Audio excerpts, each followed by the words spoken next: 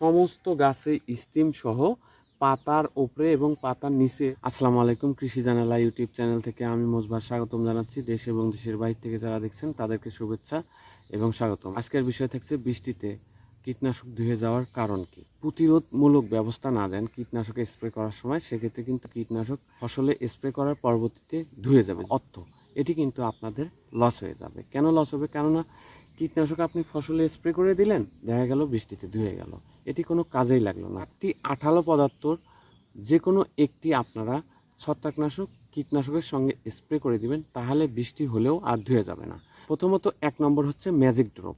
Magic drop যদি আপনারা কীটনাশক এবং ছত্রাকনাশকের সঙ্গে স্প্রে করেন, তাহলে কোনো ফসলে হঠাৎ করে বৃষ্টি হলেও ধুয়ে যাবে না।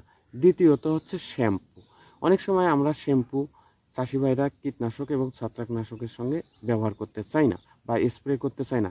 এটি কিন্তু বর্ষাকালীন সময়ে অবশ্যই আপনারা কীটনাশক এবং ছত্রাকনাশকের সঙ্গে এই শ্যাম্পু ব্যবহার করবেন। 16 লিটার পানিতে 1টা থেকে 2টা ব্যবহার করবেন। যে কোনো ফসলে বা শাকসবজিতে স্প্রে করবেন।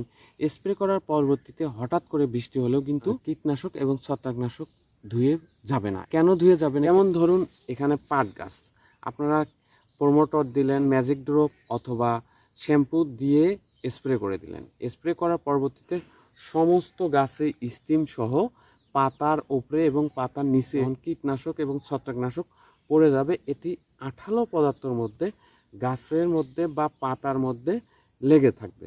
যখন বৃষ্টি হবে এই কীটনাশক বা ছত্রাকনাশক অপচয় হবে না। এজন্য আপনারা বর্ষাকালীন সময়ে অবশ্যই কীটনাশক এবং ছত্রাকনাশকের সঙ্গে আঠালো পদার্থ দিয়ে স্প্রে করবেন। তৃতীয়ত, প্রোমোটর এক প্রকার আঠালো পদার্থ।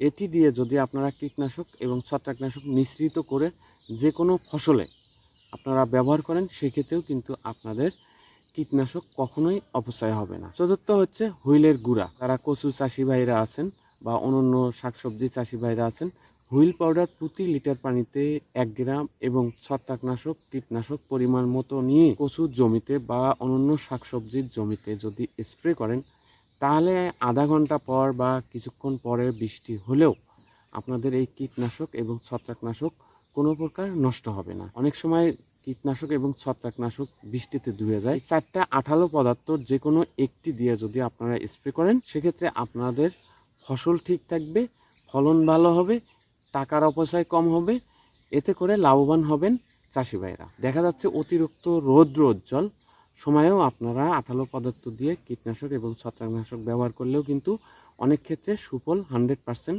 পাওয়া যায়। ভালো থাকবেন, সুস্থ থাকবেন। আসসালামু আলাইকুম।